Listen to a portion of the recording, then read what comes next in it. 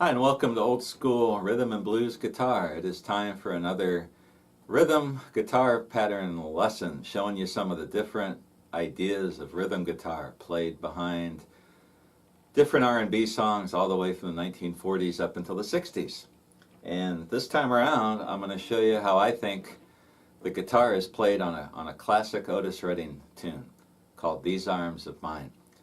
And when I first started listening to 60s soul music and learning how to play guitar, this is a song that I really wanted to learn how to play. I just loved the guitar on this. And this is a pattern you'll hear on several Otis Redding songs and also some other tunes from the 50s and 60s. Probably the one I think of first is For Your Precious Love by Jerry Butler, and the guitar plays a similar pattern. Let me play a little bit of the tune for you. I'm not going to play the whole thing. Listen to the original song. You can do that. And my goal is to show you enough that you can take your guitar and then listen to it and figure out and play along with it, or play it yourself if you want. So here we go. This is a little bit of the guitar part from These Arms of Mine. By the way, if I'm correct, it's not played by Steve Cropper.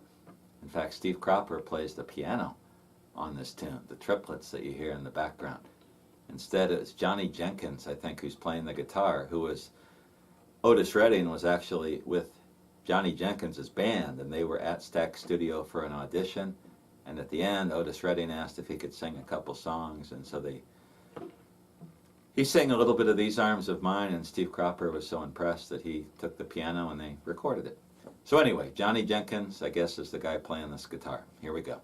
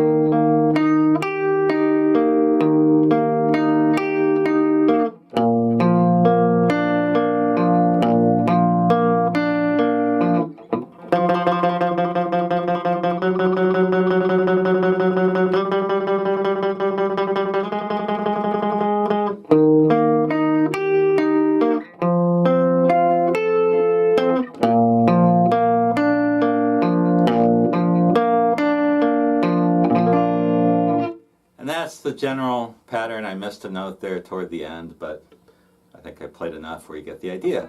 I have no idea how he fretted this and how he played it. I listened to it, and to get the notes that he plays and the sound, I'm starting out with the first position B-flat bar chord. It's in B-flat. And what I'm doing is using my right hand, and I'm getting the 6th, 5th, 4th, 3rd string, and then coming back the other way. So that's the pattern.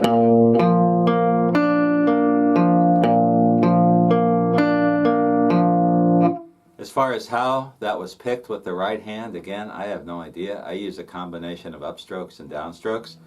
Sometimes I'll downstroke, upstroke, and then use 2 downstrokes, mix it up. Whatever feels good for you, whatever you can play this with.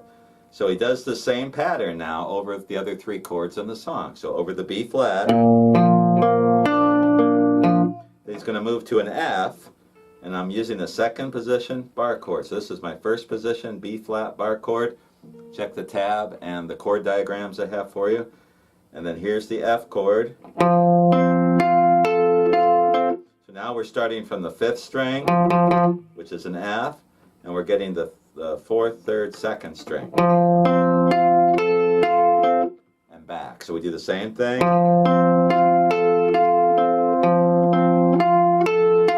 Right there, I hear a little kind of power chord thing going from what would be an E to the E flat in the song. So we got this. And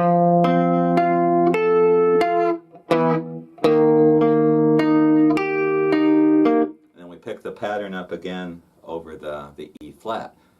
So again, let's try that again. This is maybe the trickiest part of this.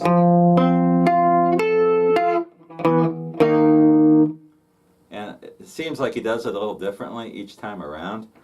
Another thing, if you listen to the original of These Arms of Mine, he doesn't come in with the guitar until a little ways into the song. And the first thing you hear guitar-wise is this bass note, which I'll get to in a minute, and then he goes into the pattern. So I'm trying to show you from the first complete verse what he plays. And then he skips into the E flat,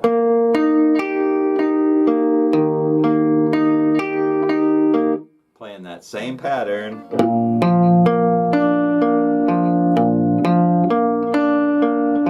Back to the B flat. He goes around again, and then eventually he goes into this guitar part, which is again the first thing you hear. I'm not sure exactly where he played this on the fretboard. I'm assuming he's starting from the 3rd fret of the 4th string. We're doing the staccato picking with the right hand.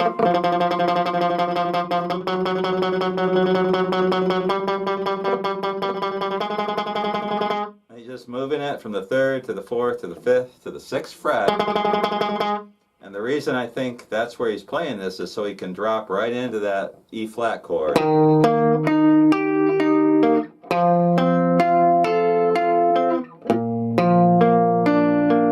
So here.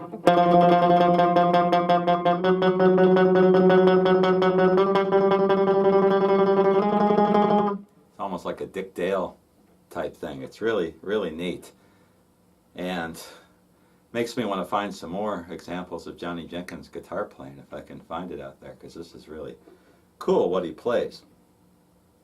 Now the other variation you hear in the song is when he gets to the bridge, and he comes into it from this, he plays a couple of verses, and then when he gets to the bridge toward the end of the song, which to me is the coolest part of the song, he does another one of these bass things. And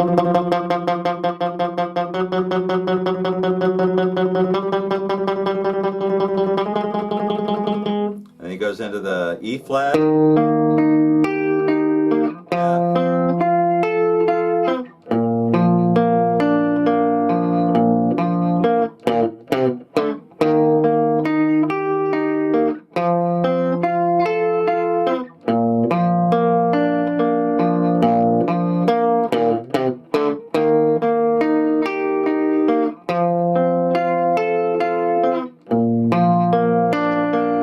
Continues that all the way to the fade out of the song. Again, my theory, my idea of how he plays this is he comes back to the 1 and he does this.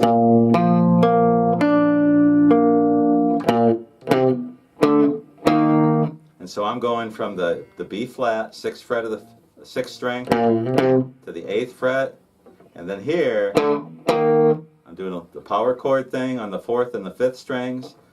So this would be a D chord into an E flat. You can check the tab on this. So that the way you get into it, if you get the timing right, it's something like this.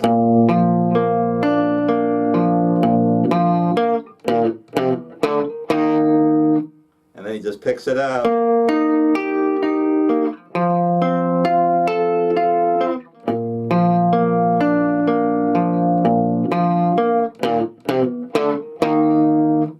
Continues that. So that little bass run,